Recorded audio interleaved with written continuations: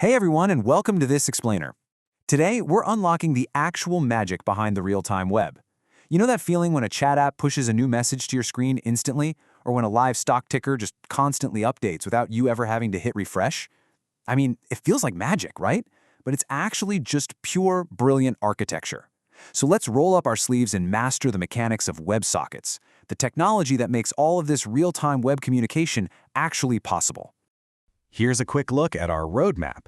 We're going to start by looking at the core problem of the real-time web, uncover how WebSockets actually work under the hood, compare them to a few other protocols, look at some real-world use cases, and then dive deep into the hidden costs of scaling them in production. Finally, we'll nail down exactly when you should, and honestly, shouldn't, use them. All right, let's dive right into Section 1, the real-time web problem and the inherent limits of standard HTTP. Okay, to really get why WebSockets even exist, we have to look at how traditional web apps try to handle real-time data. Before WebSockets came along, developers usually relied on a technique called polling. I want you to imagine a really needy client constantly tapping the server on the shoulder, asking, "Hey, any new messages? Any updates? How about a new notification?" Over and over and over again. Because standard HTTP is designed as this simple request and response cycle, where the connection just immediately drops afterward, the client has no choice but to keep asking. It's incredibly wasteful because most of those requests, they return absolutely nothing. You're literally just burning server resources for no reason. Which brings us to the solution. Section 2, how WebSockets actually work, the power of a continuous connection. So, what exactly is a WebSocket? Think of it like a persistent, two-way pipeline. It allows a client, like your browser or a mobile app, and a backend server to keep one single connection wide open. And through this persistent pipeline, both sides can fire off messages instantly and bidirectionally. Unlike HTTP, where the connection slams shut after a single response, the WebSocket connection just stays open. The server doesn't even have to wait for the browser to ask for new data anymore. It just shoves it right through that open pipe the literal millisecond it has it. And here is how that flow actually plays out. It almost always starts out as a standard HTTP request, but the client is basically asking the server, "Hey, can we upgrade this conversation?" If the server accepts, the connection upgrades. It formally switches protocols from HTTP to WebSocket. From that exact moment on, the connection just stays open. It becomes a dedicated two-way street for data. Oh, and for production, you'll see these URLs start with WSS, which means the connection is wrapped in TLS encryption, keeping that open line totally secure. Moving right along to Section 3, comparing communication protocols. Because at the end of the day, architecture is all about choosing the right tool for the job. There's a very clear dividing line between these two giants. Standard HTTP is request response. It's absolutely perfect for your normal APIs, logging a user in, submitting a web form, or uploading a file. The connection ends, and that's exactly what you want. Websites, on the other hand, is persistent and bidirectional. You use it for things like chat, live dashboards, or collaborative editing. Actually, have you ever had a collaborative document suddenly freeze up while someone else was typing? Yeah, that's exactly what happens when this continuous stream breaks down. It's really crucial to grasp that websites shouldn't replace your standard HTTP APIs. They exist alongside them for when you specifically need that real-time juice. But wait a second, what if you just want the server to send live updates, but your client doesn't actually need to talk back? Well, that introduces Server Sent Events, or SSE. SSE is strictly a one-way street, server to client. It's fantastic for a live news feed or displaying a ticking stock price. But if you need two-way communication, say a multiplayer game or a chat interface where the user is also firing data back rapidly, WebSocket is the undisputed winner. Knowing your toolkit inside and out is crucial, and it really helps to put these in mental buckets. WebSockets, that's for two-way chat and dashboards. Server-sent events, that's for one-way live news and stocks.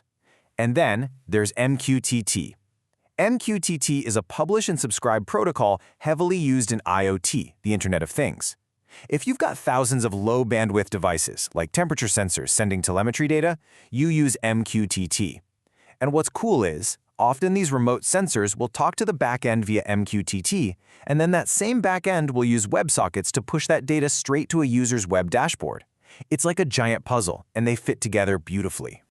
Let's shift into Section 4, real-world use cases, and look at where WebSockets truly shine.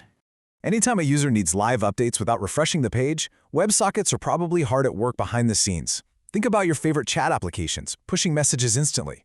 Think about live dashboards showing complex system metrics or real-time sales data. Instant notifications, like getting an alert that a payment went through or your food order's on the way. Even those little online presence indicators showing when a friend is typing. Or real-time IoT monitoring, where a smart vending machine suddenly reports it's out of stock. You interact with these literally every single day, and they all rely on that persistent, open connection. But it's not all magic and sunshine. Let's step into Section 5, Surviving Production and Scaling, because this is where we uncover the rather dangerous hidden costs.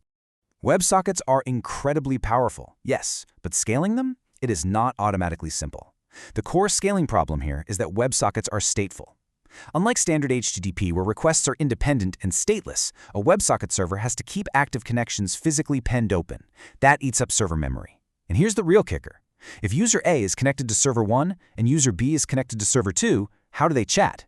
Server 1 and server 2 have to somehow talk to each other. Suddenly, you're looking at some serious architectural planning. To survive in a real production environment, you have to bring in the heavy machinery. You're going to need shared messaging infrastructure, things like Redis Pub Sub or Kafka, to broadcast those messages across multiple server instances. Your load balancers have to be specifically configured to support WebSocket upgrades. And security? Non-negotiable. You absolutely must use WSS for TLS encryption and authenticate every single connection. Usually, that means grabbing a JWT token the very second the connection opens, checking their permissions before you ever send a single byte of private data across the wire. 100 milliseconds. What happens when a user's Wi-Fi drops on their phone and they disconnect? Well, a poorly designed app is going to try to reconnect immediately. If it fails, it tries again in 100 milliseconds, and it does this forever. Now, I want you to imagine a server restart suddenly drops 10,000 active users at the exact same time, and they all try to hammer your server with reconnects every 100 milliseconds. That is called a reconnect storm, and it will completely melt down your entire infrastructure. To survive a nightmare like that, good reconnection strategies are an absolute must. You have to use a delay before reconnecting and apply what's called exponential backoff. That means you wait 1 second, then if it fails, you wait 2 seconds, then 4, then 8, gradually slowing down the requests. Furthermore, networks are notoriously flaky. Connections can just silently die if a proxy decides to close an idle line or a mobile network changes towers. To catch this, we use heartbeats. The client sends a ping, the server replies pong. If there's no pong, you know the line is dead and you can safely recreate the connection without bringing down the system. All right, bringing it all home. Section 6, When to use WebSockets, the final verdict. Listen, WebSockets are an incredible tool, but they aren't for everything. They're a fantastic choice when low latency absolutely matters, when the data is highly interactive and two-way, and when updates are super frequent. But they are a decidedly bad choice if normal HTTP is totally fine, if updates are rare, or if you're literally just building a normal settings page.